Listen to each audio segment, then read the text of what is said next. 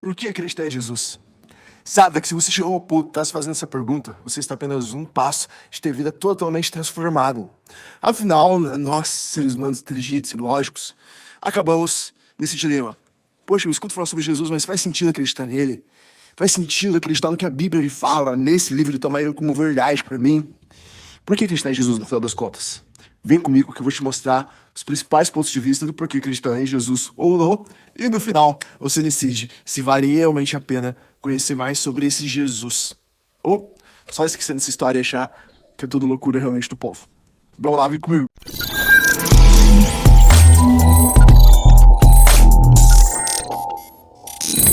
Primeiro, vamos pensar do ponto de vista histórico e não religioso.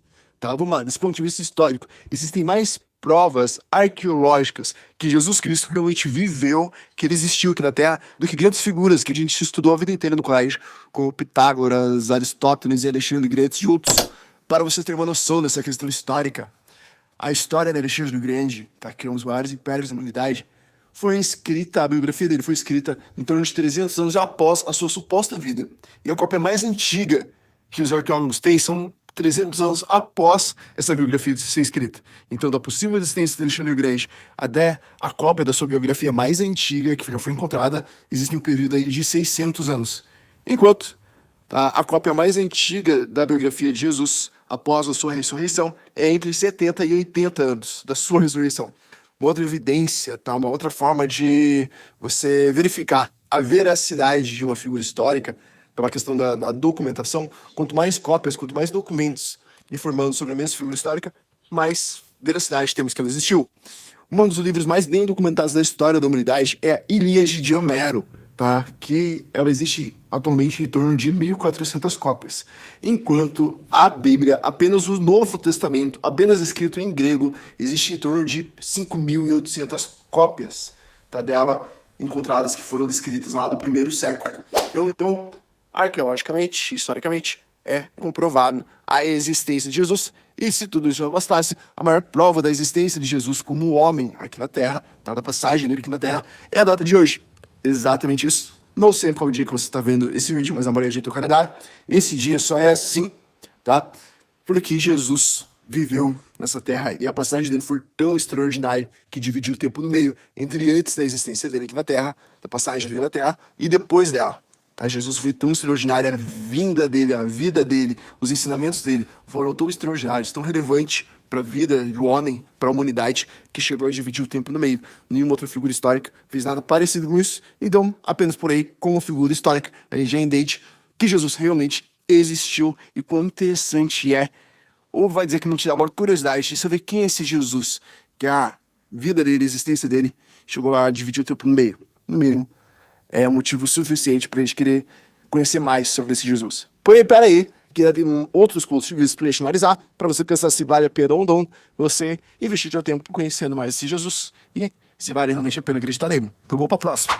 Agora, vamos olhar para Jesus de um ponto de vista religioso, mas calma, que não é esse fanatismo que você está pensando, não. Vamos lá. Em todas as outras religiões do mundo, o homem ele busca Deus, ele busca chegar até Deus pelos seus méritos, pelas suas boas obras, pela sua caridade, pelos seus sacrifícios. De alguma maneira, das outras religiões, o homem busca chegar até Deus, ir até Deus de alguma maneira. No cristianismo, com Jesus, foi exatamente o contrário. Jesus, mesmo sendo Deus, tá, se esvaziou da sua glória e veio até o homem. Tá? Ele se fez homem para habitar, para estar junto conosco, para pagar o preço dos nossos pecados e para nos dar a chance de salvação. Enquanto nas outras religiões o homem vai até Deus, na nossa, no cristianismo, com Jesus, Jesus vem até o homem. Tá?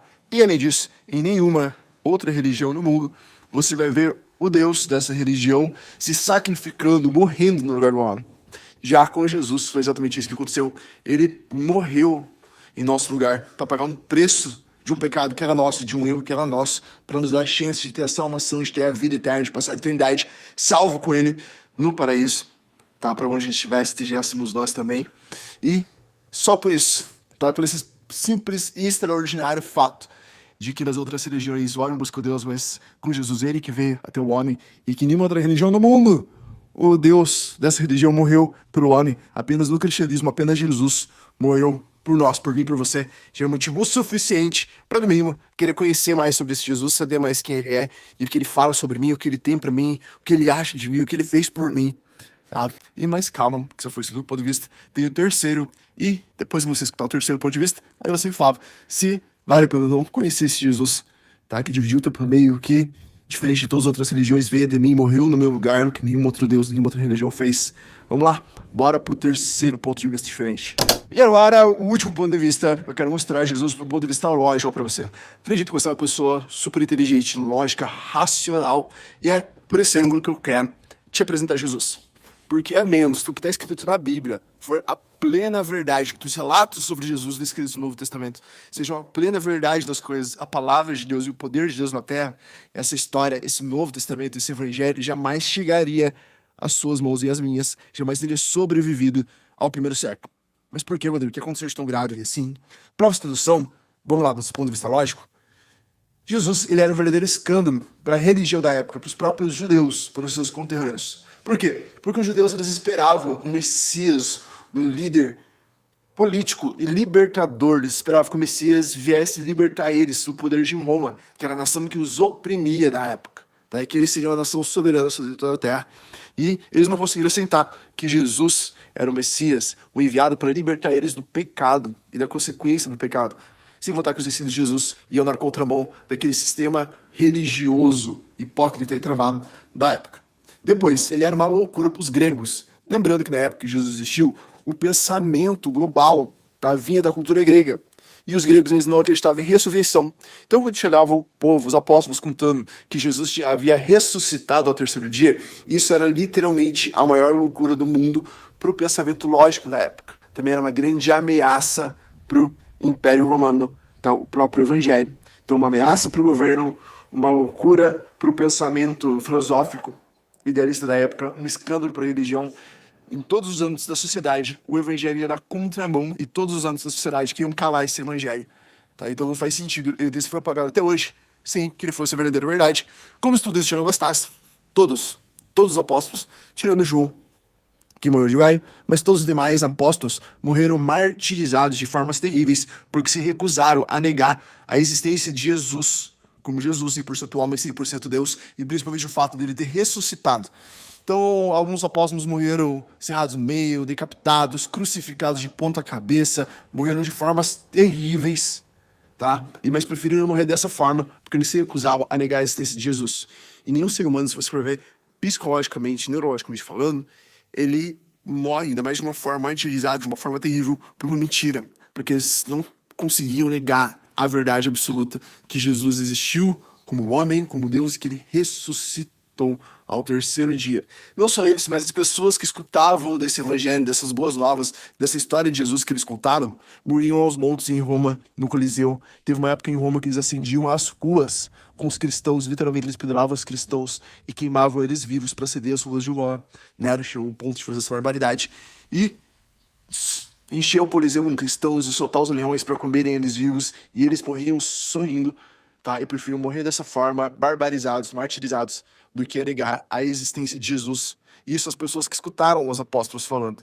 Mas a evidência de Jesus, o que eles escutaram, que foi testificado no coração deles como verdade, era tão poderoso que eles preferiam morrer das formas terríveis, ver suas esposas, seus filhos morrendo, do que negar essa verdade. Além dessa baita dessa perseguição, a Bíblia foi um dos livros mais destruídos da história, tá? Principalmente no primeiro século, na Idade das Trevas, e mesmo assim, exemplares sempre sobreviveu, e mais cópias eram criadas até chegar no que chegou hoje. Ninguém é à toa, porém, tá? Em vários países, em mais de 50 países, a Bíblia ainda é proibida. Em muitos desses países, não é proibido o uso de drogas listas ou ilícitas, não é proibido o aborto, não é proibido uma série de situações, mas a Bíblia ainda é proibida. Faz sentido você proibir um livro? Eu creio que em nenhum lugar desse mundo é proibido Shakespeare, ou o livro da Clarice Lispector, ou um livro de qualquer coach do gênero que a gente siga hoje em dia. Por mais poderoso que seja o livro, por mais transformador que seja para nossa mentalidade ou para o nosso status financeiro, tá? Nenhum livro desse é proibido em mais de 50 países. Então por que diferente a Bíblia? Ela é proibida em tantos países. Se ela é apenas um livro, porque não deixa ela ler nem ser produzido e implementado nesses países. Um mil é o suficiente para despertar a nossa curiosidade. E aí, o que está escrito nesse negócio? O que está escrito nessa Bíblia? O que Jesus nos ensinou? O que fala sobre ele, que é tão poderoso a um ponto de tantos países assim proibirem a existência da Bíblia dentro deles? E o último argumento que eu tenho para ti expor é a transformação que a palavra de Deus, que a Bíblia, que Jesus ensinou, que eu conheci sobre Jesus, causa na vida das pessoas. Tá? Se você não conhece ninguém que foi transformado por Jesus, joga no YouTube, joga no Google, existem milhares e milhares de relatos de pessoas dispostas a morrer pelo fato de que Jesus transformou a vida delas. Pessoas que afirmam, que contam histórias que foram curadas, que tiveram a vida restaurada, que largaram vícios, que tiveram a família reconstruída, tá? Que viram verdadeiros milagres, maravilhas na vida, através do Evangelho, através da palavra de Deus, através do que vivenciaram a partir do momento que começaram a conhecer Jesus. Eu sou uma dessas pessoas, eu tive minha vida totalmente transformada a partir do momento que eu conheci Jesus, que eu aceitei ele como o único verdadeiro Salvador da minha vida, da minha história. E eu tô aqui agora para te falar dele. Existe Jesus que é tão extraordinário, que mudou a minha vida, que me salvou, que me restaurou, que me deu uma família, que é a minha rocha, meu segundo, minha fortaleza, meu alicerce, tá? E que eu sei que será o teu também. Nosso Jesus é o Jesus de relacionamento. Ele não só existiu atrás como foi histórico. Você buscando conhecer mais sobre ele, você vai ver que ele existe, que ele está vivo, que ele realmente ressuscitou no terceiro dia. E além de tudo, ele é um Deus relacional. Ele quer se relacionar com você, que você seja não só um servo, um escravo dele, mas também um amigo dele.